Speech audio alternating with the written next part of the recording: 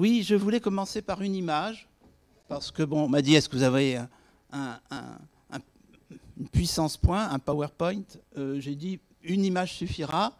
Ce qu'on appelle une photographie Harcourt. Pour les amateurs de photographie, vous connaissez le style indéniable des studios Harcourt.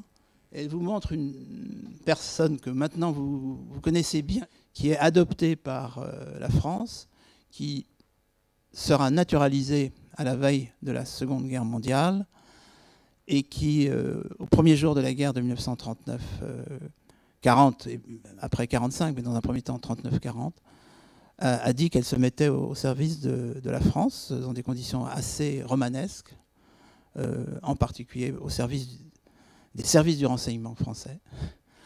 Ça a été donc une figure de la France libre. Et ce n'est pas tout, puisque vous le savez sans doute, elle jouera aussi un rôle retour aux États-Unis, aux côtés de Martin Luther King. Et quand on pense au fameux discours, qui est quand même un des discours les plus connus de l'histoire du monde, de Martin Luther King, I Have a Dream, eh bien, qui était l'orateur juste avant Martin Luther King? C'était elle. Et je m'arrêterai là. Il y a aussi la tribu arc-en-ciel. Bon, je pense que cette entrée au Panthéon se justifiait tout à fait, et que ça permet de comprendre la complexité de la notion de nation, et en particulier par le simple fait qu'une nation, ça peut se choisir. On peut naître dans une nation et y rester fidèle, peut-être même s'y sentir enfermé, mais on peut aussi choisir sa nation. Ça a été le cas de Joséphine. Voilà. J'évoquais tout à l'heure le fait que j'ai eu 20 ans en 68 pour expliquer, et le petit texte qu'on m'avait demandé, que vous venez de lire, madame, le rappelait, pour expliquer que je viens d'une génération qui pouvait considérer, aux alentours de 68, que la nation cumulait 3 handicaps. C'était plus que ça. C'était évidemment les 3 raisons pour lesquelles la nation n'était pas une valeur si mobilisatrice que ça en apparence. Bon, d'ailleurs, ceux qui le pensaient, dont je vais détailler dans un instant l'argumentation, étaient plutôt de mon milieu, à savoir un milieu d'étudiants, pour ne pas dire d'intellectuels, à la fin des années 60, au cœur de ce qu'on appelait les 30 Glorieuses. Pour la France, mais à mon avis pour l'ensemble de l'Occident, on peut maintenir la formule 30 Glorieuses, pas seulement pour la France, même si ça a été inventé pour la France, cette formule. Et la nation, évidemment, à la fin des années 60, c'était le passé, c'était évidemment pas le présent, encore moins l'avenir. Oui, ça avait joué un rôle au XIXe siècle, on apprenait ça à l'école, à l'université, et on parlait de l'unité italienne, l'unité allemande. Bon. Mais c'était évidemment le passé, puisque le présent, c'était le grand projet internationaliste. Et la grande utopie, quand je dis utopie, ce n'est pas un jugement de valeur, c'est un constat. La grande utopie internationaliste qui s'est appelée l'Union des républiques socialistes soviétiques, dont il faut se rappeler que, par définition, c'est une formule qui n'a pas d'ancrage géographique. Le monde entier doit un jour s'appeler Union des républiques socialistes soviétiques. C'était cohérent. C'était le projet de Lénine ou de Trotsky. Donc l'avenir du monde, c'était ça. Et à la fin des années 60, la guerre du Vietnam montrait bien quel était le sens de l'histoire, avec un grand H. Bon, Georges Perec, un écrivain français qui savait de quoi il parlait, avait plaisanté sur l'histoire avec un grand H en disant oui, c'est plutôt l'histoire avec une grande H. Bon, ça on le comprend peut-être mieux en 2021 qu'en 1968. Donc voilà, l'avenir était dans l'internationalisme. Il y avait derrière une version plus libérale, voire capitaliste, ce qu'on commençait à peine à appeler la mondialisation. Le mot s'est plutôt enraciné un peu plus tard, mais c'était ça, évidemment. Et d'ailleurs, la chute de Saïgon, 1975, précédée de quelques jours par la chute de Phnom Penh, montrait bien que c'était ça le sens de l'histoire. L'impérialisme américain s'était effondré face à la lutte du prolétariat vietnamien. Deuxième handicap, deuxième faute, bien, la nation, quand j'avais 20 ans, c'était le mal, puisque ça générait le nationalisme, ça générait donc la xénophobie, pour ne pas dire le racisme, l'antisémitisme, etc. Et puis, plus subtilement, pour un milieu un peu intello, comme on ne disait pas encore tout à fait à l'époque, la nation s'était construite. Je l'ai évoqué dans le petit texte que vous avez lu, madame. C'était construit. Sous-entendu, c'est une mystification. La nation, c'est vraiment là pour nous faire prendre des vessies pour des lanternes. La réalité est économico-sociale. Et la nation, c'est effectivement le grand mensonge du XXe siècle. Bon, ces trois affirmations de ma jeunesse, aujourd'hui, sont à l'état de cendres. Il n'en reste rien, mais absolument rien. Primo, la nation, ce n'était pas simplement le passé, c'était déjà le présent, et on ne le voyait pas. Quand on défilait, ou certains de mes camarades défilaient, derrière le drapeau du Front de libération nationale ou Front national de libération, FNL, du Vietnam Sud, il y avait le mot national. Quand leurs aînés avaient défilé en faveur de l'Algérie algérienne, c'était derrière une organisation qui s'appelait le FLN, Front de libération nationale. Ce qu'on appelait la décolonisation avec un grand D, concentré d'ailleurs de façon complètement inexacte sur la période postérieure à la Seconde Guerre mondiale, avec comme modèle, si vous voulez, Inde, Pakistan, et puis la suite, et puis l'Afrique, etc. Eh bien, c'était des mouvements de libération nationale. Et d'ailleurs, décolonisation, je le rappelle dans mon livre, c'est un terme qui a été capté pour cette époque-là, mais la décolonisation, pour le moins, sans remonter au déluge, on pourrait d'ailleurs, elle a évidemment, sous sa forme moderne, commencé au XVIIIe siècle avec les États-Unis d'Amérique. Ce sont des colonies qui se révoltent contre la métropole. Et ça a été suivi par l'Amérique latine. Excusez du peu, l'Amérique latine, c'est pas rien. Donc la décolonisation n'a pas attendu 1945. Et le présent de ces années d'après-guerre, ça a été confirmé par le futur, puisque finalement, pas très longtemps, une quinzaine d'années après la chute de Saïgon, c'est la chute de l'Empire soviétique. C'est la chute du mur de Berlin, avec la floraison nationale qui avait commencé avant, mais qui s'est épanouie après la chute du mur de Berlin. Donc nous sommes en 1989, et bicentenaire de la Révolution française, c'est pas négligeable compte tenu de la suite des événements dans le passé. Et évidemment, ce n'est pas simplement l'émancipation nationale de la Tchécoslovaquie, des pays baltes, etc. C'était aussi l'éclatement de l'Union soviétique proprement dite, avec l'émergence d'États-nations qui s'appellent le Kazakhstan, Tadjikistan, Turkménistan, etc. Et on peut dire qu'en 2021, nous sommes plus que jamais dans cette logique-là, quand nous nous interrogeons sur l'avenir de l'Écosse, de la Catalogne, du Kurdistan, de la Nouvelle-Calédonie. Bon, évidemment, la question nationale est présente, y compris avec l'éclatement, j'y reviendrai pour terminer, d'un certain nombre d'États-nations qui se sont révélés fragiles structurellement. Dans ma jeunesse, alors avant donc 68, en remontant, en géographie ou en histoire, j'apprenais qu'il y avait des pays qui s'appelaient la Tchécoslovaquie et la Yougoslavie. Et jamais aucun professeur ne venait mettre en cause le fait que, oui, la Tchécoslovaquie, c'était dans le sens de l'histoire. Bien entendu, avant, il y avait eu d'autres destins. Le destin des Slovaques et des Tchèques a pu être divergent sous des dominants différents, au fond. Hein. Les Slovaques étaient dominés par les Hongrois, les Tchèques par les Autrichiens. Bon, mais ça, c'était le passé. Tournons la page. La Yougoslavie, encore plus. Personne ne se posait la question, évidemment, un peu malveillante, que Tchécoslovaquie, Yougoslavie, bon, ça sonne presque étrangement. Et il y a eu l'effondrement qu'on sait, avec d'ailleurs deux types de révolutions extrêmement différentes qui montrent bien que les cultures politiques nationales existaient aussi, parce que la manière dont la Tchéquie et la Slovaquie se sont séparées est très différente de la manière dont les pays successeurs, les États successeurs de la Yougoslavie se sont fait la guerre. Voilà. Donc, ce n'était pas le sens de l'histoire, c'était le contresens de l'histoire. Même chose pour l'idée d'une nation qui représenterait le mal. Et ça, je voudrais entrer plus encore dans le vif du sujet, en considérant dans un premier temps la nation comme une invention démocratique. Fondamentalement, s'il y a nation, s'il y a eu question nationale, s'il y a eu mouvement de libération nationale, etc., c'est parce qu'il y a eu une grande révolution politique moderne qui se situe quelque part, je ne vais pas entrer dans le détail, j'entre un peu plus dans le détail dans le livre, mais il en faudrait 100 des livres comme ça pour être encore plus pointu. Mais enfin, c'est déjà pas mal. Le mouvement national est sorti d'abord d'Occident, on peut même dire d'Europe, pour être plus précis. Tout le génie de ce mouvement, c'est qu'il s'est mondialisé, en effet, assez vite, mais d'abord en européen, en effet, avec principalement 3 moments révolutionnaires. La révolution néerlandaise, dont on ne parle jamais, sauf peut-être les Néerlandais, et encore au XVIe siècle. La révolution anglaise au XVIIe siècle.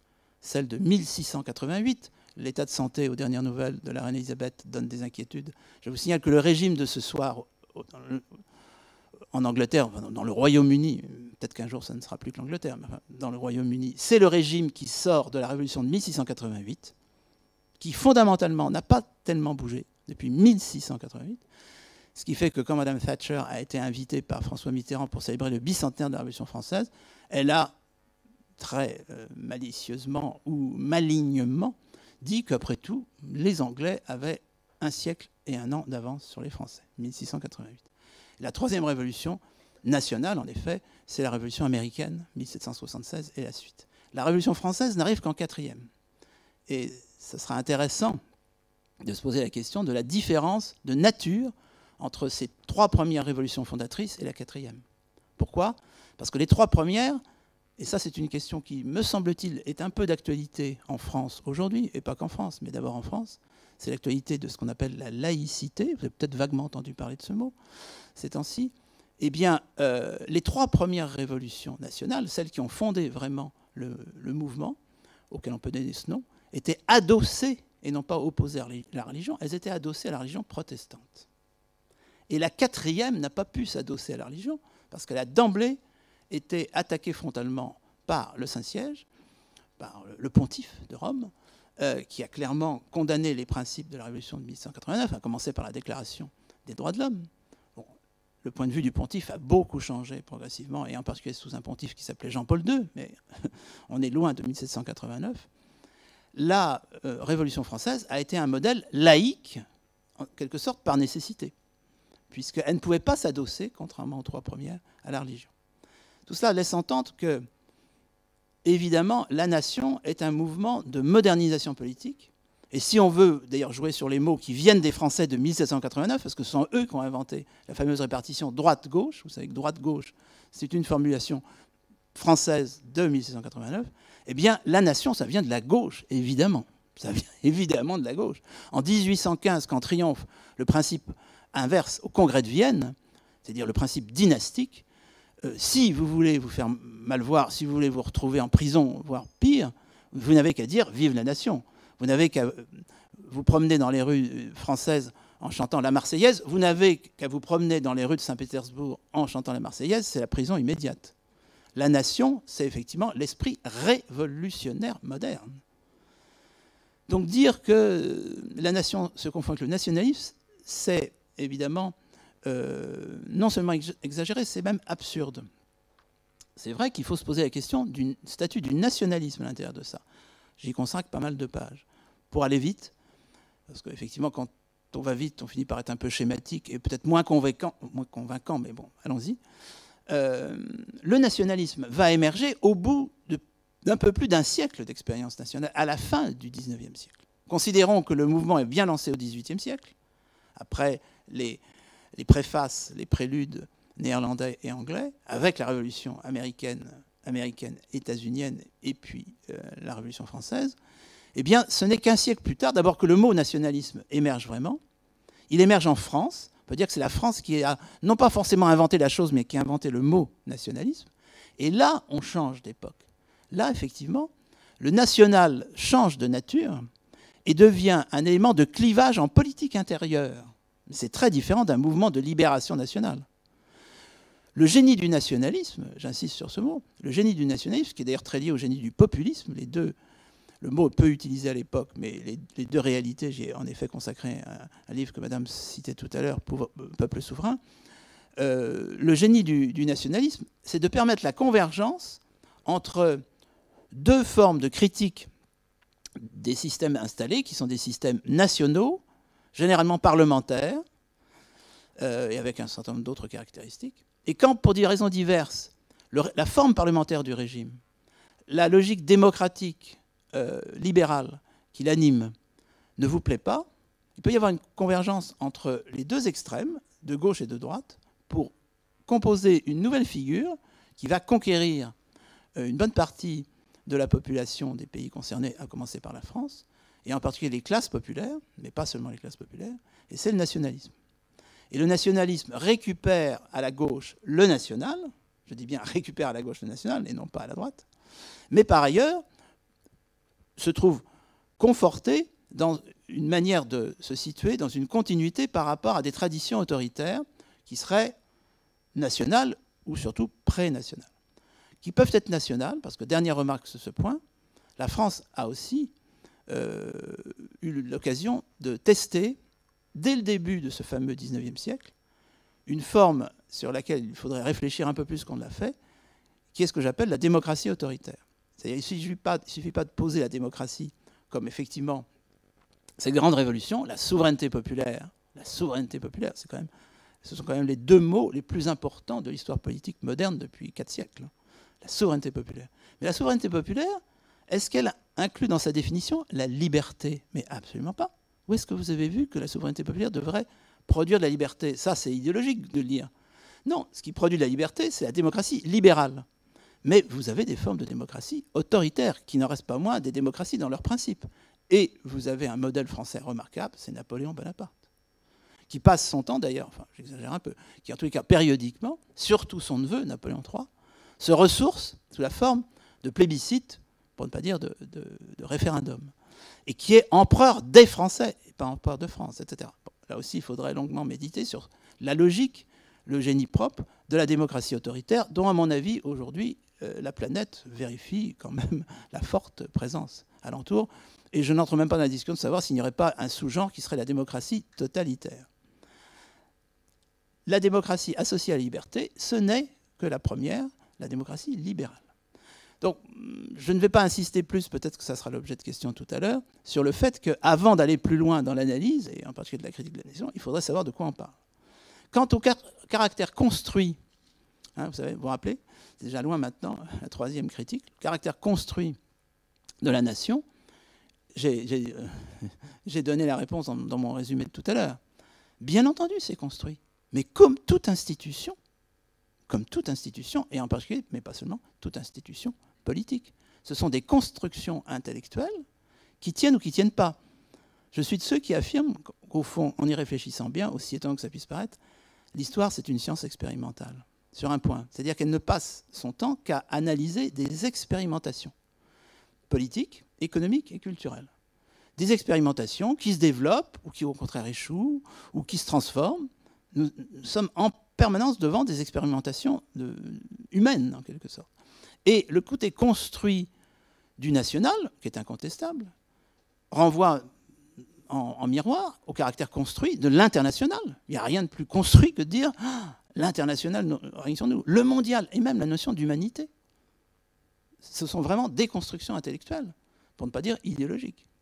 Donc le national est construit, et j'aurai l'occasion très rapidement maintenant de passer sur les modes de construction du national, mais comme il se doit, bien entendu, vous ne faites pas une institution politique sans construction, avec une part de volontarisme, une part de mythologie. Je rappelle que les mythologies, là aussi c'est un mot tout à fait neutre, c'est comme utopie.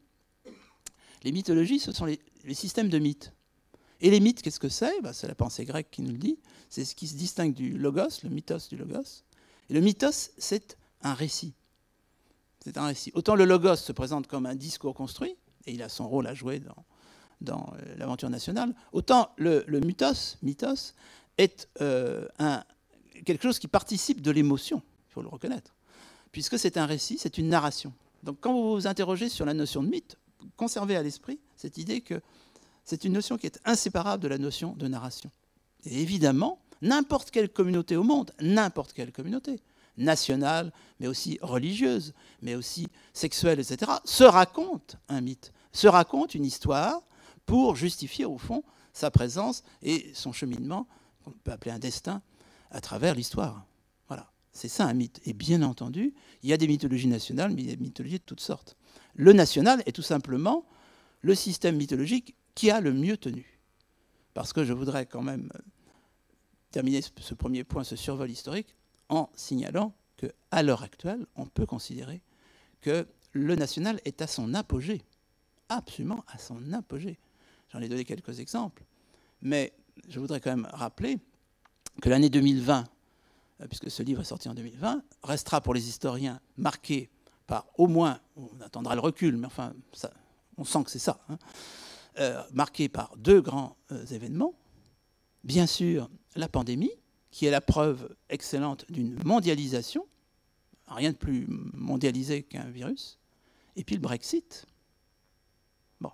En d'autres termes, rien ne nous dit que la mondialisation produise vraiment du mondial et surtout du mondialiste et du mondialisme. Car le Brexit montre la fragilité d'une construction supranationale, tendanciellement supranationale, la seule au monde qui existait en 2020, qui existe encore, qui s'appelle l'Union européenne. Parce que l'ONU n'est pas du tout un système supranational. C'est une organisation d'États-Unis, pas de Nations Unies. Donc la logique de l'Union européenne, avec les pères de l'Europe, en remontant même avant Jean Monnet, etc., et a fortiori depuis la Seconde Guerre mondiale, c'est de finir par constituer une forme étatique, peut-être une nation européenne, en tous les cas une forme étatique, et une conscience commune entre ce qui, au départ, est à l'état d'État-nation. Le Brexit montre bien que cette aventure, pour l'instant, traverse une situation plutôt compliquée. Et au même moment, nous avons des exemples sans arrêt de la poursuite de la mondialisation. C'est que penser qu'il y a accélération de la mondialisation, donc construction mondialiste, c'est purement idéologique. En bon franglais, c'est du wishful thinking. En bon français, prendre ses désirs pour des réalités. Voilà. À partir de là, je voudrais quand même, en transition avec le deuxième point, donner une réponse à la question du livre. Parce que ce serait une certaine malhonnêteté commerciale que d'appeler un livre « Qu'est-ce qu'une nation ?» et de ne pas y répondre. Hein. Donc, oui, j'essaye de répondre, ce qui m'expose, évidemment. Mais les exemples que j'ai indiqués montrent bien de quoi il s'agit, me semble-t-il. La nation, qui se cristallise donc peu à peu en Europe occidentale entre le XVIe et le XVIIIe siècle, qui triomphe au XIXe et continue à triompher jusqu'à ce soir. Je ne m'engagerai pas au-delà jusqu'à demain matin, mais je pense que ça va continuer un bon bout de temps. La nation, c'est un peuple avec un petit p, qui devient le peuple avec un grand P. C'est ça la souveraineté populaire. Le peuple avec un petit p, ça veut dire qu'à la surface de la Terre, et surtout à la surface de l'histoire, vous avez des expériences, effectivement, collectives, auxquelles on va donner, pour simplifier le terme de peuple, quand on est un peu condescendant, anthropologue à l'ancienne, on aura dit tribus, par exemple, les Barouillas. Pour ceux d'entre vous qui s'intéressent à l'anthropologie, vous connaissez par cœur les Barouillas de Maurice Godelier, etc.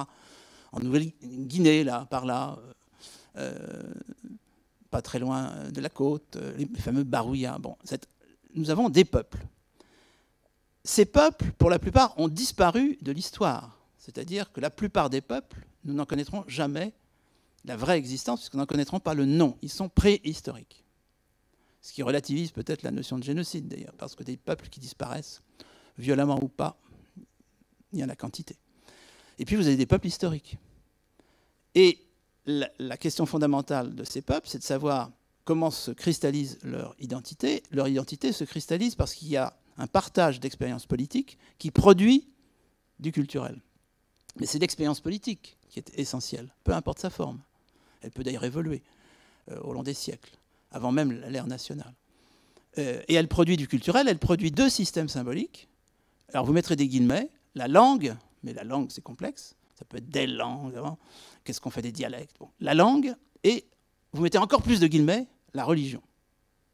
Et la logique initiale, c'est un peuple, une religion, une langue. Et les Barouillas le savent très bien. Hein. Allez voir les Barouillas de Maurice Godelier en Nouvelle-Guinée, ils savent très bien qu'ils ont une langue différente de la, entre guillemets, tribu d'en face. Bon. Et des systèmes rituels, parce que la religion, c'est du rituel, c'est pas du théologique.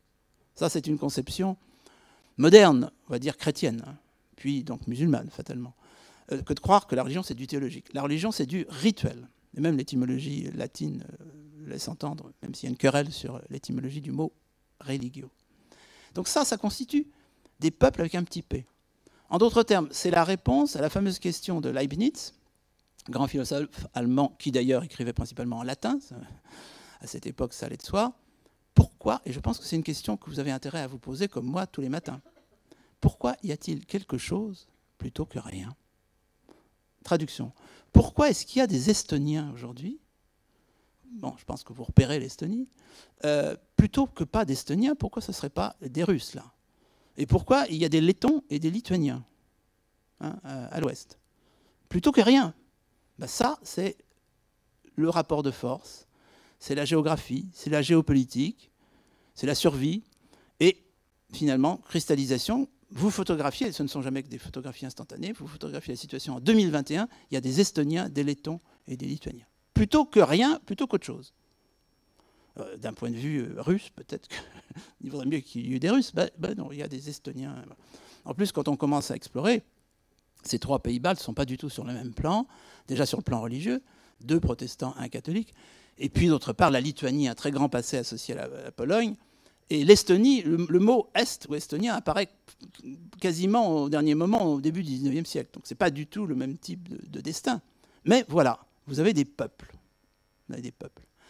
Pour que ça devienne le peuple avec un grand P, il faut la révolution nationale. Il faut la révolution de la souveraineté populaire qui affirme que la souveraineté politique, qui va fonder désormais les institutions politiques estoniennes, lettonnes et lituaniennes, c'est le peuple lituanien. Ce n'est pas une logique dynastique ou assimilée. On pourra discuter des cités grecques, tout ça. Bon. Ce qui vous explique qu'aujourd'hui, par une contamination finalement assez rapide, dès donc le début du XIXe siècle, l'Amérique latine, et puis, je consacre beaucoup de pages au cas fascinant de la Turquie, absolument extraordinaire.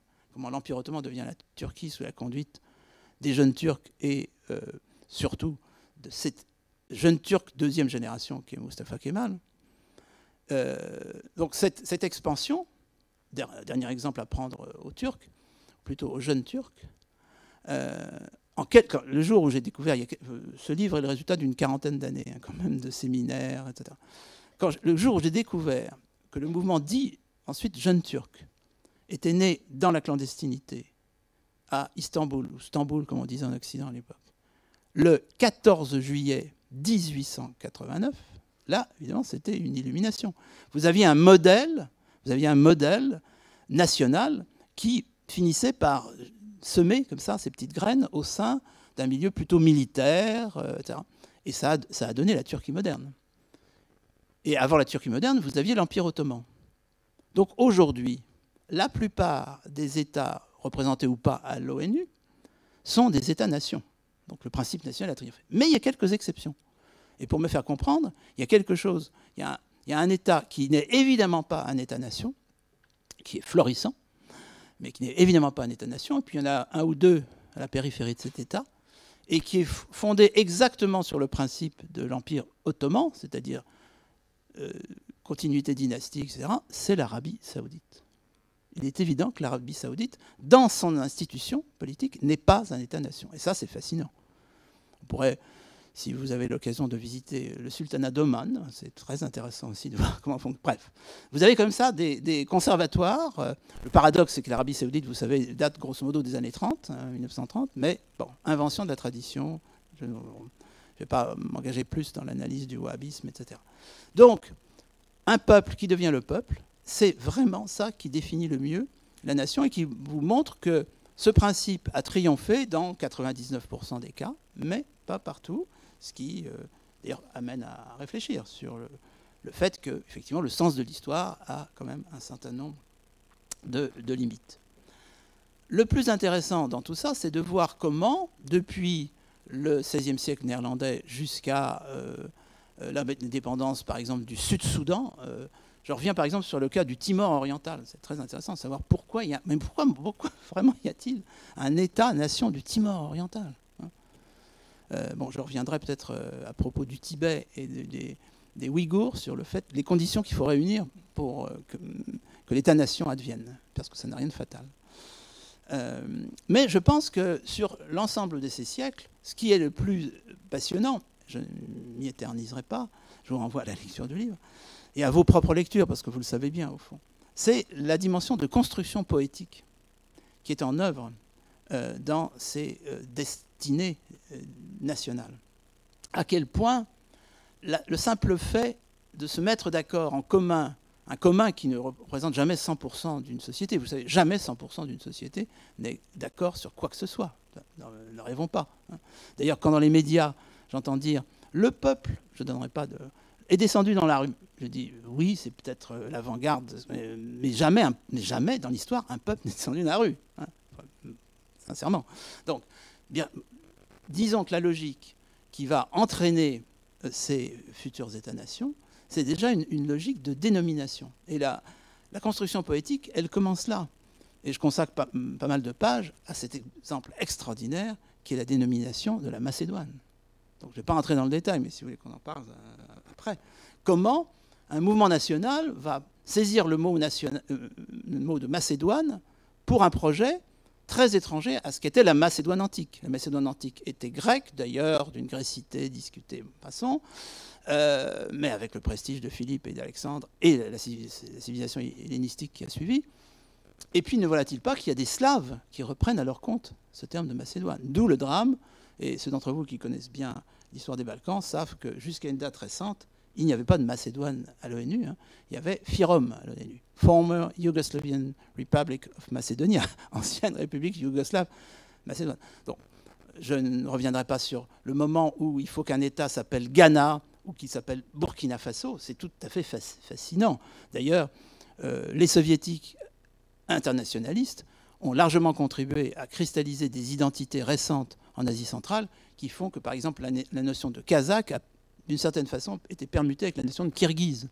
Pendant un certain temps, ceux qu'on a finalement appelés les Kazakhs avaient droit au terme de Kirghize sous l'œil de l'intelligentsia russe. Bref, c'est passionnant. Ça dit beaucoup de choses que de s'interroger sur la dénomination d'un peuple et ou d'un État-nation qui parfois d'ailleurs va contribuer à forger l'identité du peuple beaucoup plus qu'il n'a été forgé par elle. Ce qui pose la question, bien sûr, de la territorialisation de tout ça. J'évoquais tout à l'heure l'indépendance de l'Inde et du Pakistan. Effectivement, d'abord le nom de Pakistan, je n'y reviens pas, mais la territorialisation problématique du Pakistan qui s'est terminée par la division en deux États-nations, ayant des destins d'ailleurs aujourd'hui géopolitiques extrêmement différents. Cette territorialisation qui se traduit aussi par des choix de capital, puisque la territorialisation, c'est un espace, mais c'est aussi un centre à cet espace, le centre pouvant être périphérique, mais étant quand même le centre politique. Et là aussi, c'est tout à fait fascinant de voir comment on s'est plutôt emballé ces dernières années sur la voie de la définition d'une nouvelle capitale pour des États-nations qui étaient en train de se forger une identité. Puisque j'ai cité le Kazakhstan, c'est très intéressant de voir comment le Kazakhstan s'est kazakhisé, entre autres en déplaçant la localisation de sa capitale. Mais le modèle initial, c'était évidemment Washington. C'est-à-dire que là, vous avez une autre logique. Vous avez un État-nation fédéral, fondamentalement fédéral, et qui accouche d'une capitale, en effet fédérale, parce qu'on ne peut pas choisir entre New York et Philadelphie, c'est pas possible. Donc, on va se déplacer vers un tiers-lieu qui sera Washington. D'où Canberra, Ottawa. Ça, c'est déjà très intéressant parce qu'on voit bien qu'à l'intérieur du même modèle d'accession au national, vous avez des variantes nationales infinies et prodigieusement significatives du génie propre à chaque nation. Mais la construction poétique ne se limite pas à ça. Elle intègre aussi le rapport hérité de l'époque du peuple avec un petit p, à la langue et à la religion. Et là aussi, alors ça avait été un peu plus travaillé évidemment par l'historiographie traditionnelle, qui s'interrogeait sur le rôle du catholicisme dans l'identification irlandaise ou polonaise, etc. Mais il est clair qu'il ne peut pas y avoir un modèle standard sur ce plan-là. Il n'y a pas de modèle standard. Pour simplifier, l'identification irlandaise, qui est quand même très problématique avant le XIXe siècle, franchement très problématique, va surinvestir la dimension catholique, même si certains des premiers patriotes irlandais sont de culture protestante. Ils sont généralement de culture anglicane, ils ne sont pas presbytériens. Et par ailleurs, ça n'a pas résolu évidemment le problème de l'identification géographique de l'Irlande avec le maintien, plutôt l'apparition de cette notion d'Irlande du Nord, dont l'Irlande ne sort toujours pas, y compris à l'issue du Brexit, comme vous le savez. En revanche, le modèle polonais est très différent. L'identification au catholicisme n'était pas fondamentale jusqu'à la disparition de l'État, et j'allais presque dire de l'aristocratie polonaise, sous la répression, en particulier russe, au XIXe siècle. Et à ce moment-là, le surinvestissement catholique est lié à une situation d'absence d'État, et en particulier d'État-nation. Donc il ne faut pas reconstituer l'histoire de la Pologne à partir du catholicisme, il faut plutôt inverser. Quant à l'Allemagne, ce qui est évident, c'est que l'Allemagne ne pouvait pas se forger une identification nationale quelque part entre le XVIIe et le XIXe siècle, avec les résultats extrêmement remarquables que ça a pu représenter avec l'Allemagne du XIXe siècle, je dis bien du XIXe siècle, puisque par définition, elle n'avait plus d'unité religieuse. Il a donc fallu surinvestir la langue, puisqu'on ne pouvait pas, même si avec Bismarck, il y a eu un moment où ça a failli basculer, et là, ça eût été très grave pour le destin allemand, dans le Kulturkampf, donc un règlement de compte avec les catholiques. Bon, finalement, ce n'est pas allé très loin. Et donc, bien entendu, ce n'est pas le rapport à la religion qui serait fondateur. Et je consacre aussi beaucoup de pages, évidemment, à un modèle national passionnant, qui, entre parenthèses, si vous vous interrogez peut-être comme moi sur l'identité française, est l'anti-modèle absolu de la France, qui s'appelle la Suisse. Donc là aussi, je ne vais pas développer, mais c'est tout à fait intéressant de voir pourquoi il y a une nation suisse et pourquoi elle combine une diversité religieuse, qui est assez fondatrice dès le XVIe siècle, et une diversité linguistique qui est l'effet de la géopolitique. Mais, voilà, puisque fondamentalement, l'identité suisse initiale est germanique. Mais la géopolitique de la zone a fait que peu à peu se sont agrégés les territoires francophones et même italophones. Je ne reviendrai pas sur le rôle que peut jouer à ce moment-là, en plein XXe siècle, le romanche. Pourquoi est-ce que le romanche a été mis sur un pavois dans les années 30 en Suisse? Tout simplement parce qu'il y a un monsieur qui s'appelait Hitler. Et qu'on avait intérêt à dire sans arrêt, mais écoutez, attendez, nous ne sommes pas de purs et simples germains. D'abord, il y a le Tessin, il y a les cantons francophones, il y a les cantons bilingues, Fribourg, etc. Et puis, de toute façon, nous avons une langue spécifique qui s'appelle le romanche. Donc, c'est très intéressant de reconstituer l'histoire de la revalorisation du romanche à la lumière, premièrement, de la cristallisation d'une nationalité suisse, à partir, disons, du XIXe siècle, et par ailleurs, face aux menaces géopolitiques, principalement allemandes. Donc il y aurait beaucoup de choses à dire sur la manière dont une nation se donne sens et comment elle règle plus ou moins bien et parfois mal son rapport à la langue et son rapport à la religion. Bon, là aussi, peut-être que la discussion nous permettra d'aller plus loin. Et enfin, puisque j'évoquais tout à l'heure les mythologies, je dirais que cette imagination poétique du national, elle se manifeste dans des systèmes symboliques d'une richesse extraordinaire, qui sont souvent des modèles pour les autres systèmes symboliques. Des politiques symboliques. Qu'est-ce que j'entends par politique symbolique? Si j'ai le temps, si j'ai la chance de pouvoir terminer un autre livre, il s'appellera « Emblème, monument, rituel ».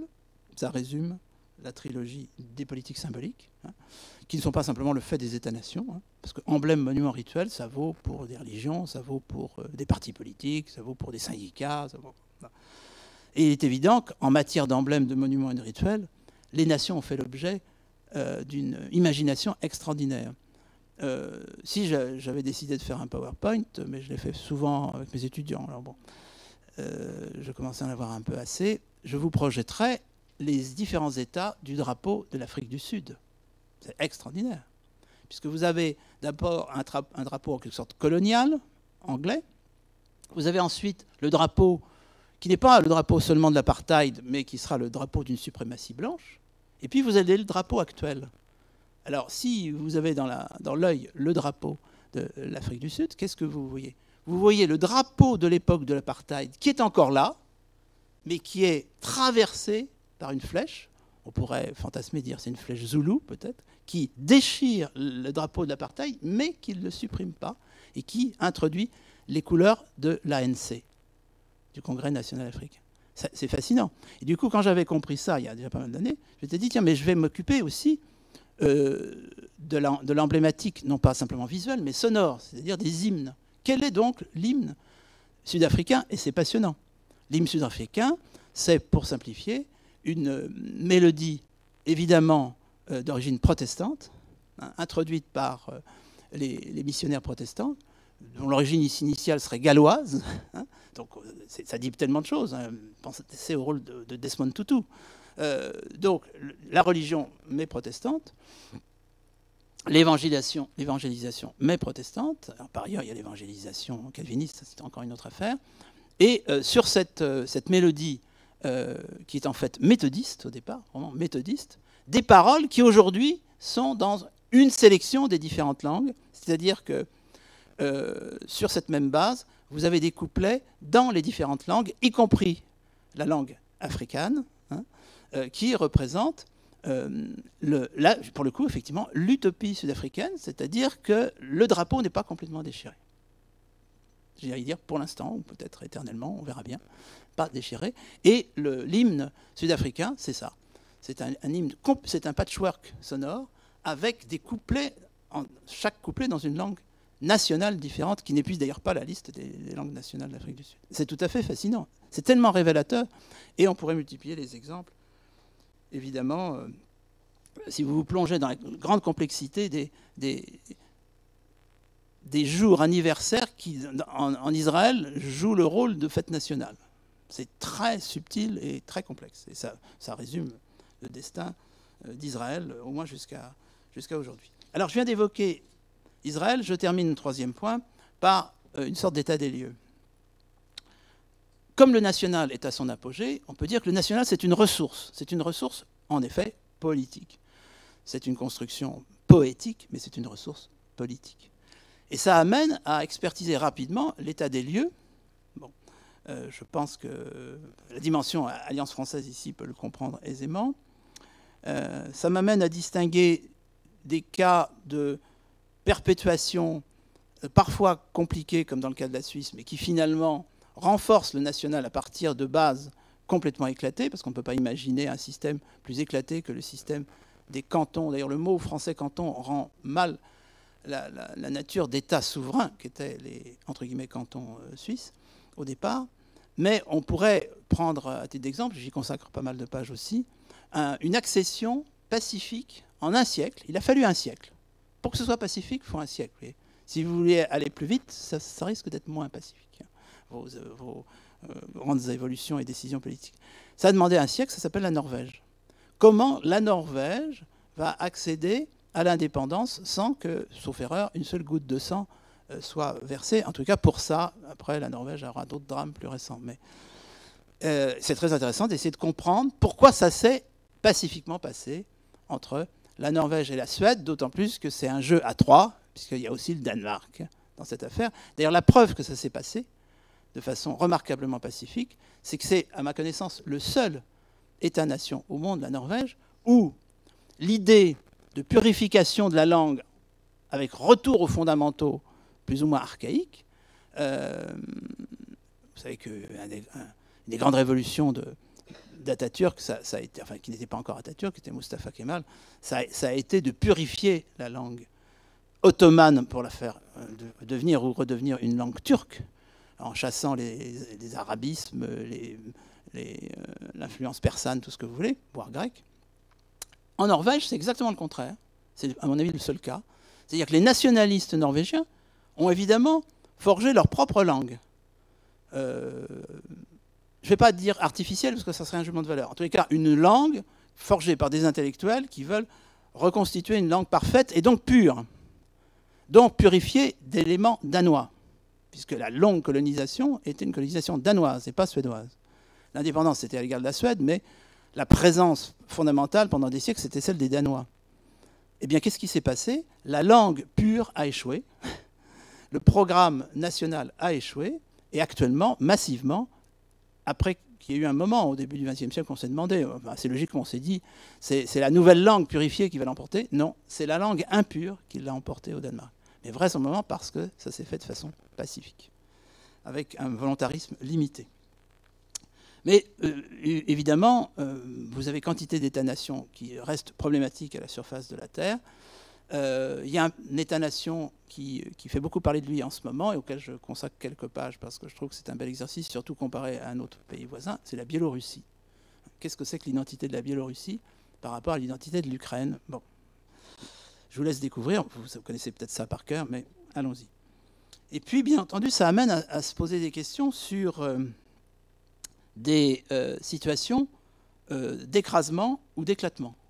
Écrasement, le Tibet et les Ouïghours, pour ne pas dire Turkestan chinois, etc. Grosso modo, là, on est vraiment devant la situation où le peuple avec un petit p aura vraiment beaucoup de mal à devenir le peuple avec un grand P. Tout simplement parce que la géopolitique ne l'aide pas. Et surtout les Ouïghours. Grâce à une colonisation, généralement, la meilleure méthode, c'est la colonisation démographique, ce qui est tout à fait réussi actuellement en ce qui concerne les Ouïghours, par les Han. L'exemple du Timor oriental, ou d'ailleurs l'exemple de la Papouasie-Nouvelle-Guinée est très clair. La partie qui a été colonisée par l'Indonésie, pour l'instant, continue à être un lieu de colonisation indonésienne, de façon un peu analogue à ce qui se passe pour les Ouïghours. À partir du moment où vous avez une majorité de colonisateurs, on se demande vraiment comment il pourrait y avoir un retournement de situation. Le seul retournement de situation, ce serait une crise du pouvoir central colonisateur. C'est ce qui explique que le pouvoir central indonésien en pleine crise a lâché du lest, parce que c'était peanuts pour lui, sur le Timor oriental. Mais il n'a pas lâché sur la Papouasie-Nouvelle-Guinée, hein, enfin, pour la partie occidentale de la Papouasie. Pas du tout. Et donc, sur ce plan-là, à mon avis, le destin des Papous sous domination indonésienne est scellé. C'est pour l'instant la situation des Ouïghours. Donc, le rêve ouïghour est suspendu à une seule condition, l'effondrement d'un pouvoir central chinois. Bon, on peut dire que c'est pour l'instant une hypothèse encore lointaine ou aventurée. Le Tibet, c'est un peu plus compliqué, mais je n'ai pas le temps de... Et puis, vous avez l'exemple, effectivement, d'éclatement. Vous avez des solutions d'État-nation qui se sont révélées à l'usage, et parfois assez court l'usage, tellement problématique que ça n'a pas tenu. Mais pour créer à ce moment-là autant d'États-nations différents. Donc Tchécoslovaquie, Yougoslavie, n'en parlons pas, y compris avec le cas de la Macédoine. Je me pose évidemment la question de l'avenir de la Belgique. Et de façon un petit peu audacieuse, je trouve qu'il y a structurellement, pour le reste culturellement c'est à des années-lumière évidemment, il y a des points communs entre la situation de la Belgique aujourd'hui et la situation de l'Irak. Aussi étonnant que ça puisse vous paraître. Bref, vous avez des États-nations fragiles, c'est le moins qu'on puisse dire, et puis vous avez des hypothèses nationales très problématiques. C'est pas que la situation soit celle d'une fragilité d'identité, mais, disons, là, d'une fragilité, en effet, géopolitique. C'est la question de savoir ce qu'il en est d'une identité taïwanaise. Bon, plus que jamais d'actualité. Et puis, c'est évidemment le grand drame international, entre nations, plutôt qu'intranational, qui s'appelle Israël versus Palestine, avec deux mouvements nationaux qui se sont créés en miroir l'un de l'autre, le mouvement sioniste étant évidemment le plus ancien, mais un mouvement palestinien qui s'est construit en miroir du mouvement sioniste. Et bien entendu, on voit là que le national est une ressource, y compris dans une perspective qui, pour l'instant, n'est conçue que comme une perspective d'affrontement, puisqu'on le sait, la loi de 2018, à laquelle je consacre quand même quelques passages dans le livre, la loi de 2018 de l'État d'Israël a aggravé l'incompréhension, c'est le mot est faible, entre les deux logiques nationales, puisque Israël se voit reconnaître comme État national juif, ce qui est quand même très problématique avec rétrogradation du statut de l'arabe, etc. Donc effectivement, paradoxalement, tout est en place pour qu'il n'y ait strictement aucune possibilité de constitution ou reconstitution de ce qu'on pourrait appeler une nation israélienne. Si vous avez une nation juive, il n'y a plus de nation israélienne. Il faut choisir. Alors, on verra. On verra, et j'en ai presque fini. Vous l'aurez compris, je pense que la nation a de beaux jours devant elle. On peut le regretter, on peut sortir son mouchoir. Mais comme disait l'autre, c'est comme ça. Hein, devant les montagnes, à Hegel, devant les montagnes, il y a des montagnes. Vous avez la nation. Il faut faire avec, hein, peut-être. Et puis la nation, d'une certaine façon, c'est une déclinaison de l'universel, fondée sur le paradoxe d'un universel à usage local. Et je pense qu'il ne faut jamais oublier l'origine politique, puisque au bout du compte, c'est le politique qui imprime depuis le début sa marque au destin des nations du monde, et c'est le politique qui pourrait résoudre un certain nombre de questions nationales ou qui ne les résoudra pas, parce qu'il n'y a aucune raison que le politique puisse tout résoudre, bien sûr que non. Il y a d'autres manières de résoudre qui s'appellent les génocides, les guerres, etc., les guerres civiles. Mais la nation reste quand même un universel. Et pour citer un autre topos d'aujourd'hui, le réchauffement climatique, global warming, on peut penser là aussi, en fonction de ce que je disais, qui n'engage que moi, sur le fait que la mondialisation ne produit pas fatalement, automatiquement, inéluctablement du mondial, et en tous les cas du mondialiste. On peut s'interroger sur le fait que ce grand enjeu mondialisé que serait, ou qu'est, le réchauffement climatique et tout ce qui l'accompagne, plus que jamais d'actualité, et puis une actualité qui nous collera à la peau pendant plusieurs générations, on pourrait se demander si effectivement cela ne peut pas construire des formes nationales spécifiques face à cet enjeu. C'est-à-dire que, je ne suis pas en train de dire que le Brexit sera la formule universelle, mais qu'en tous les cas, le réenracinement national ou le maintien de formes nationales de lutte contre un enjeu incontestablement mondial, ben ça pourrait bien être, pour longtemps encore en tous les cas, une des solutions de l'imagination humaine en matière de politique. Bien entendu, je ne dis pas que l'imagination humaine s'arrêtera là, mais peut-être que si elle ne s'arrête pas là, elle ne s'arrêtera pas du tout, ou elle s'arrêtera sous la forme de la disparition de l'humanité, ce qui est un sujet qui me dépasse. Merci.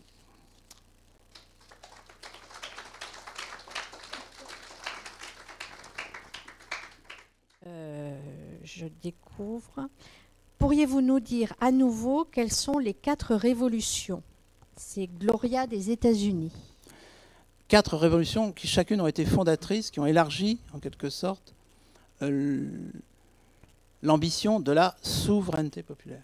La révolution néerlandaise, alors je n'ai fait que la mentionner, bon évidemment je m'étale un peu plus sur elle, quand le président Barack Obama est venu aux Pays-Bas, il s'agit donc des Pays-Bas aujourd'hui qui s'appellent Provinces-Unies au XVIe siècle, Provinces-Unies, hein, ça va avoir des traces, non, États-Unis.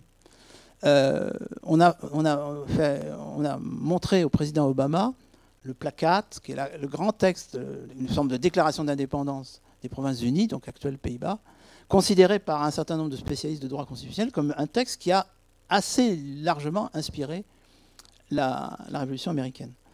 Donc, vous avez l'affirmation d'une souveraineté d'un peuple sur une base complètement religieuse, mais avec des effets politiques, puisqu'il s'agit de lutter contre l'imposition du catholicisme, Philippe II et la suite, à une population qui devient majoritairement protestante, avec cependant, il y aura un rapport à la religion assez tolérant au bout de plusieurs générations, quand même, n'exagérons pas, n'idéalisons pas cette révolution-là, pour qu'aujourd'hui, finalement, ceux qui se déclarent protestants aux Pays-Bas soient minoritaires. Ce qui ne veut pas dire que les catholiques sont majoritaires, mais le troisième camp de ceux qui se déclarent sans religion, aux Pays-Bas, est un des camps les plus considérables. Donc, une base religieuse, mais qui a abouti à l'affirmation d'abord d'un système politique original, puisque c'est un système qu'on peut qualifier de parlementaire, mais avec quand même des nuances, et qui incontestablement pose le peuple néerlandais. Alors il y a un jeu ensuite, est-ce que c'est le peuple hollandais, est-ce que c'est province par province, hein, parce que ce sont des provinces unies, ou est-ce que c'est un peuple néerlandais, mais on ne va pas entrer dans ce détail, un peu trop pointu. Là, vous avez déjà une logique qui va aboutir à des formes d'institutions, et surtout à tout un discours qui annonce les discours nationaux plus modernes. La Révolution anglaise de 1688, je précise aujourd'hui 1688, parce que là aussi dans ma jeunesse, quand on parlait de Révolution anglaise, on parlait de Cromwell. Or, Cromwell est intéressant, très intéressant. Par exemple, dans l'histoire de l'émancipation des Juifs, ça a été une date importante. Le Commonwealth, enfin, la communauté est dirigée par Oliver Cromwell. Mais en revanche, c'est un échec politique. Cromwell, c'est un échec politique, ça se referme et il y a restauration. D'ailleurs, est-ce que les Français savent que quand on dit restauration en 1814, c'est un copier-coller de la restauration anglaise avec Charles II, tout simplement parce que les émigrés, à partir de 1889, se sont retrouvés pour une bonne part en Angleterre et ils ont en quelque sorte ramené en 1814 la notion de restauration dans leur fourgon. Donc il y a eu restauration Et le régime qui s'est enraciné, c'est pas la République, disons, de Cromwell, c'est une monarchie, mais une monarchie à domination protestante et à structure parlementaire. Alors là, vraiment, par rapport à l'ambiguïté néerlandaise, on est vraiment dans le régime parlementaire. Et d'ailleurs, il y a des conséquences en chaîne en ce qui concerne la liberté d'expression, etc. C'est tout à fait fascinant ce qui se passe. Le mot révolution, d'ailleurs, aussi, après tout. Il faut toujours faire un peu d'étymologie, c'est fascinant l'étymologie. La métaphore politique de révolution, elle date de la révolution anglaise de 1688. C'est à ce moment-là qu'on prend dans le système des astres le terme de révolution, qui était un terme de cosmologie, ou en tous les cas d'astronomie, et on fait débarquer sur Terre la notion de révolution pour l'appliquer au monde politique. Eh bien, c'est 1688-89. Et puis la révolution américaine, effectivement, qui d'ailleurs n'a pas la dimension protestante qu'ont les deux premières, aussi chevillées au corps, parce que la question ne se pose en fait plus, mais révolution qui est portée par une culture qui est majoritairement, principalement, prédominamment protestante encore, même s'il y a désormais des catholiques dans le mouvement révolutionnaire de 1776 et la suite. Et je consacre quand même quelques pages à revenir sur ces textes fondateurs de la Révolution américaine, qui sont très impressionnants par l'ambition philosophique qui s'y exprime. Et dont l'un des auteurs, pas seul, est Jefferson, dont il est peut-être intéressant de remarquer qu'il ne doit pas rester dans l'histoire parce qu'il aurait eu des esclaves, et parce qu'il est le principal auteur de certains des textes les plus importants de l'histoire de l'humanité, tout simplement. Bon. Après, on peut toujours déboulonner les statuts de Jefferson, mais il faut savoir ce qu'on fait. Voilà, on déboulonne la démocratie américaine. Mais, si on le veut, pourquoi pas, hein. Ça c'est déjà vu, ça. Et puis la Révolution française, effectivement, est la quatrième. Et à partir de ce moment-là, on peut dire que le mouvement est lancé. Alors, je ne dis pas ça pour diminuer l'importance de la Révolution française, mais chronologiquement, elle arrive après. Et elle va déterminer effectivement une forme de révolution nationale, de souveraineté populaire, où le rapport à la religion est très différent, et en particulier suppose ce tiers-lieu qu'est la laïcité, question qui ne se pose pas dans les pays protestants, en tout cas pas dans les mêmes termes. Et le modèle français est plus radical que le modèle américain encore, dans sa forme évidemment extrême, c'est-à-dire proclamation de la République en 1792, révolution montagnarde en 94-95, etc. Mais, je le rappelle, très vite, expérimentation, non pas en sens inverse, mais expérimentation d'une démocratie autoritaire. Je rappelle que Madame de Staël, et le fait que ce fût une femme, c'est pas négligeable dans le fait que ça s'est très mal passé avec Napoléon Bonaparte, c'est à Madame de Staël qu'on doit cette assez jolie formule sur Napoléon, Robespierre à cheval. Pour simplifier, Napoléon, aux yeux de Madame de Staël, c'est assez bien vu, c'est 50%, ne prenez pas 50% au pied de la lettre, 50% d'héritage de la Révolution, ça c'est incontestable, le Code civil, etc. 50% de restauration de la monarchie. Et ça marche aussi.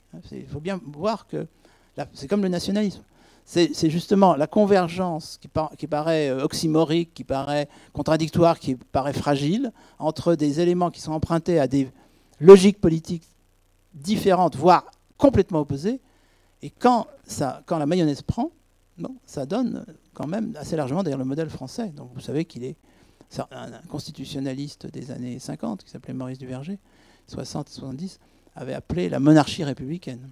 Donc je pense qu'en particulier la situation actuelle en France, qui fait que l'enjeu est évidemment une élection présidentielle, c'est évidemment ça, c'est très typique du choix français.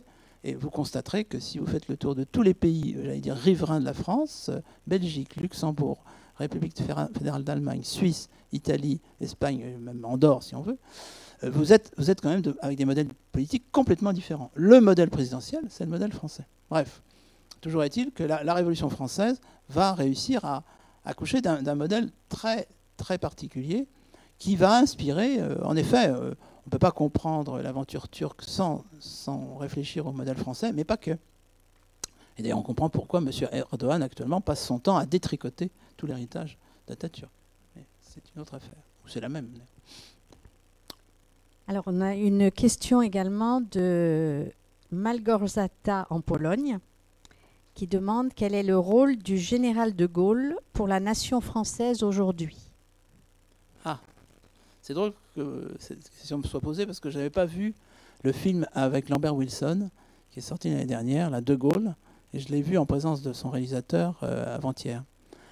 Parce qu'on me demandait d'animer un débat avec lui, et c'était tout à fait intéressant de voir comment c'était un film de 2021, en ce sens que ça humanisait De Gaulle, en insistant sur le fait que d'abord il avait une femme, et que c'était pas Tante Yvonne, c'était une femme de 40 ans, assez vive, et d'autre part, il avait une fille trisomique. Non, et là, on est dans le 21e siècle. Et par ailleurs, c'était De Gaulle. Donc c'est très intéressant. Évidemment, toute histoire est contemporaine, hein, bien entendu. Et la fiction historique est entièrement contemporaine. Donc ça, c'est un film de 2020 ou 2019 fin. Et c'était très intéressant de voir comment, effectivement, le personnage de Gaulle sortait grandi du fait qu'il a une femme et qu'il a une fille trisomique. Et je ne plaisante pas du tout. Donc vous voyez le film, vous verrez comment ça fonctionne. Donc le général de Gaulle, évidemment, c'est l'exemple même d'une identification nationale en période de crise. Bon, c'est vrai que tout le monde ne peut pas être la Norvège. Voilà. Toutes les nations ne peuvent pas être la Norvège. Et là, la France est quand même allée de crise en crise et de drame en drame et de changement de régime en changement de régime. Tout cela est vérifié par les conditions dans lesquelles, à 2 reprises, ce qui fait évidemment la force de Gaulle, c'est qu'il est 2 fois fondateur. Il est fondateur de la France libre, 40, et il est fondateur de la Ve République, 58. Il aurait pu n'être que fondateur de la France libre. Donc c'est une personnalité qui reste iconique, dont actuellement les différents candidats aux élections présidentielles, il y a peut-être quelques exceptions quand même, je les devine, mais enfin, se réclament volontiers. Donc il y a un présent du général de Gaulle. Et en effet, je ne dis pas qu'on retrouve Robespierre à cheval, mais il y a quelque chose de ça. Il y a quelque chose de ça dans les institutions de la Ve République. Parce que, en quelque sorte, 1940, c'est un moment capital. Et d'ailleurs, quand on y réfléchit, c'est un basculement incroyable en quelques jours. Il s'est passé il y a des moments où le destin des plus grandes collectivités se joue en quelques jours, en quelques heures. Moi aussi, dans ma jeunesse, j'avais appris que tout était structure, que l'événementiel, c'était l'écume. Non, l'événementiel peut être structurant. Et là, vous avez, avec De Gaulle en 40, et Churchill en 40, vous avez de l'événementiel structurant, dont nous sommes encore les résultats aujourd'hui. Mais évidemment, ensuite, c'est plutôt le De Gaulle des institutions de la Ve République qui est présent parmi nous ce soir. Puisque Emmanuel Macron, ou François Hollande, ou François Mitterrand étaient des héritiers du général de Gaulle, qu'ils le veuillent ou pas. Donc sur ce plan-là, oui, incontestablement. Puis le reste est du domaine de la mythologie. Bon, voilà, allons-y. La France était un pays assez extraordinaire sur ce plan-là, parce que vieux pays d'État, vieux pays de continuité historique, et qui, en 1940, avait à sa disposition 2 sauveurs simultanés, le maréchal Pétain et Charles de Gaulle. C'est quand même assez extraordinaire. Et sur lesquels un certain discours pouvait se caler, à peu près identique, après avec des conclusions politiques, c'est vrai, très différentes. Mais, par exemple, la comparaison avec Jeanne d'Arc, pour répondre à cette spectatrice internaute polonaise, la comparaison avec Jeanne d'Arc, elle a été utilisée en faveur du général de Gaulle comme en faveur du maréchal Pétain, bien entendu. Donc c'est extraordinaire de voir comment une nation a en stock comme ça des mythes. Et je maintiens, le mythe, c'est pas péjoratif. C'est de la nourriture pour une collectivité. Et je maintiens que les mythes ne sont pas la propriété des nations. Il y a bien sûr eu des mythes soviétiques. Dieu sait s'il y a eu des mythes soviétiques. Il y a eu des mythes maoïstes, etc. Donc mythologie partout, bien sûr. Merci, bonsoir. Bonsoir. Je garde, oui. Une remarque d'abord, vous semblez avoir dit que l'Union européenne était la seule construction supranationale. Je crois que c'est un peu du wishful thinking, parce qu'on en a encore quand même au Conseil européen qui dirige tout. Et donc c'est des Nations Unies, ça ressemble plus aux Nations Unies qu'à du supranational.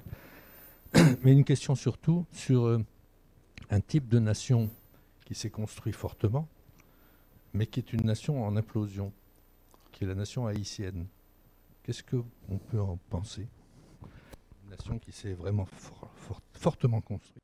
Oui, mais alors une nation, dans le schéma, qui n'est d'ailleurs pas très original, que j'ai esquissé, l'objectif final est un État-nation. D'ailleurs, État-nation ou État national, vaste problème. Moi, je conserverai État-nation, même si d'ailleurs c'est plutôt une formulation anglophone au départ. État-nation, mais bien entendu, ça peut échouer. Ça peut échouer. Alors, généralement, quand ça échoue, c'est qu'il y a une hétérogénéité structurelle qui apparaît. Bon, c'est quand même très typique dans le cas de la Belgique, puisque l'État-nation belge ne pose aucun problème en 1830, parce que la focalisation est politique, voire géopolitique, elle n'est pas culturelle, et en particulier linguistique. Et à partir du moment où le linguistique commence à prendre le dessus, c'est vrai que ce qui faisait l'unité de la Belgique devient extrêmement ténu. La plaisanterie belge classique étant de dire qu'il reste au moins un Belge qui est le roi des Belges, d'ailleurs des Belges et non pas de Belgique, sur le modèle de Louis-Philippe, roi des Français, ou sur le même modèle de Louis XVI. Louis XVI, quand il est renversé, il n'est plus roi de France, il est roi des Français aussi, parce qu'il y a eu la souveraineté populaire entre-temps. Donc oui, on aurait effectivement une variante d'une nation, en particulier, je dirais, si on considère le destin dominicain et le destin haïtien. Clairement, il y a une nation, on peut confondre les dominicains et les haïtiens, mais je suis bien d'accord pour dire que la cristallisation étatique, oui, elle est fragile. Bon. Et ce ne serait certainement pas le seul cas. Ce ne serait pas le seul cas.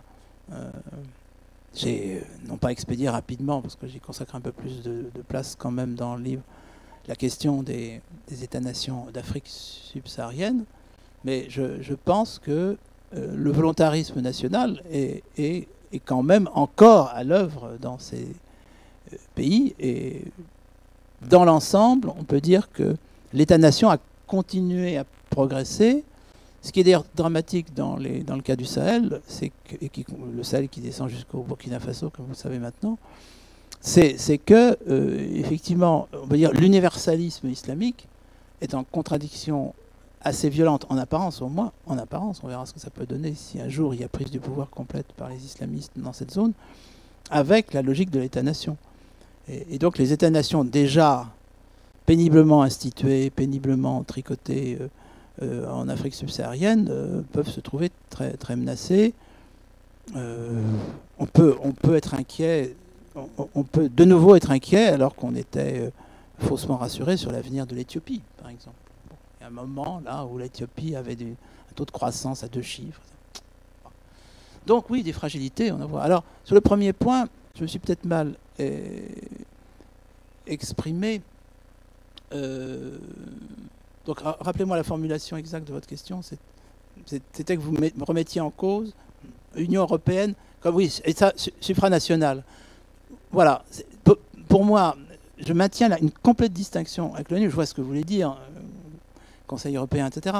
Mais la logique de l'ONU jusqu'à présent n'est pas de constituer une structure, enfin me semble-t-il, supranationale, et plutôt de considérer qu'il va sortir du mondial dans une assemblée d'États-nations. Enfin, j'interprète ça comme ça depuis le début, même si le modèle initial s'appelait Société des Nations, mais avec le résultat qu'on a vu, et qui n'était pas une Société des Nations plus que ne l'est l'ONU. En revanche, j'établirai une distinction avec la logique de l'Union européenne, qui bien entendu a été incessamment freinée. On pourrait revenir sur l'affaire de Maastricht, etc. Et qui, dans certains de ses fondateurs, dans sa logique intégratrice, me paraît aller quand même dans le sens d'un abandon de souveraineté.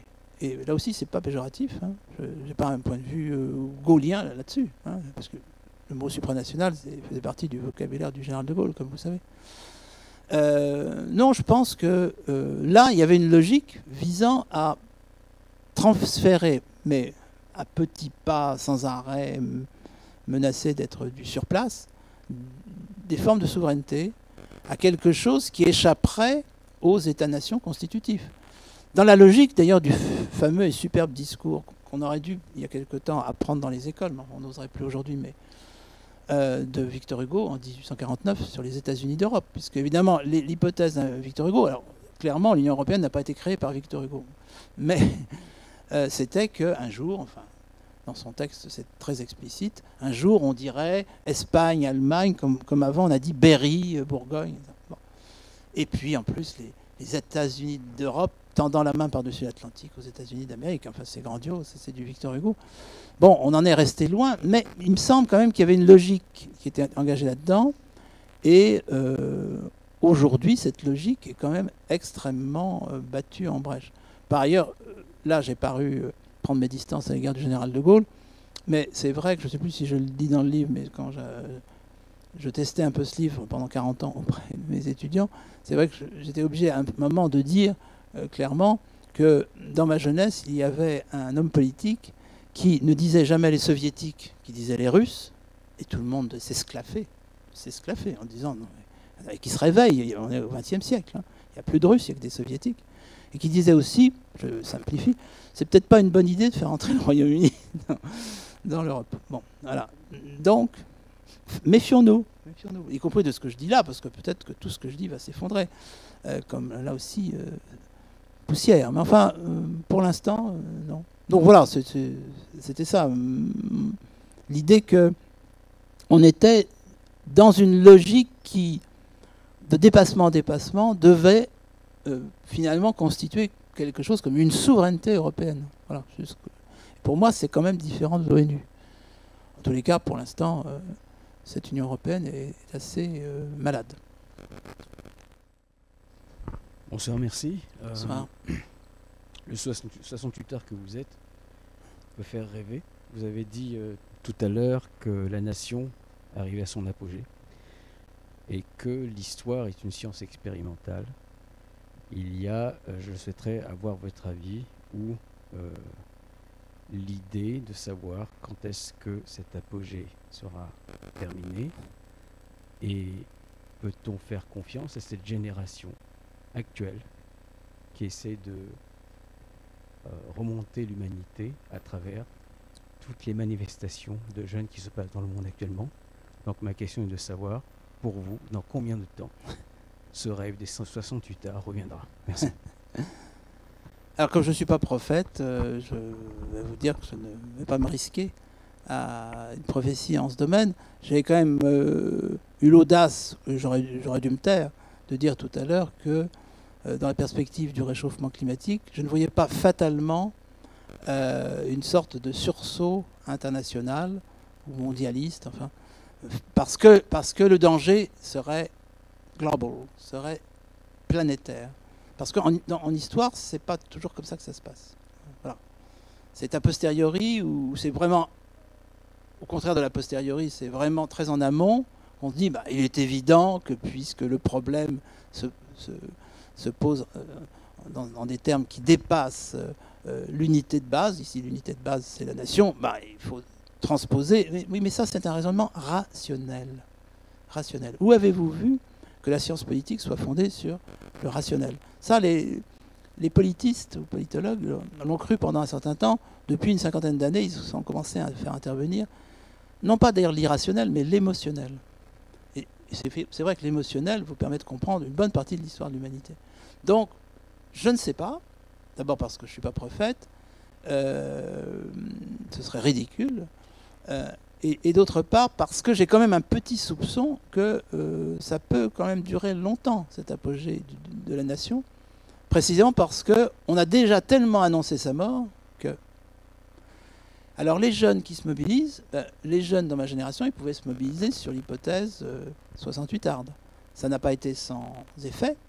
Par exemple, l'effet aujourd'hui d'une mobilisation pour le climat, ou pour la déesse mère, ça me paraît alors là, pour le coup, très religieux. Je pense que la nécessité d'avoir une lecture religieuse de l'histoire la plus contemporaine est confirmée encore par le développement de l'écologie politique.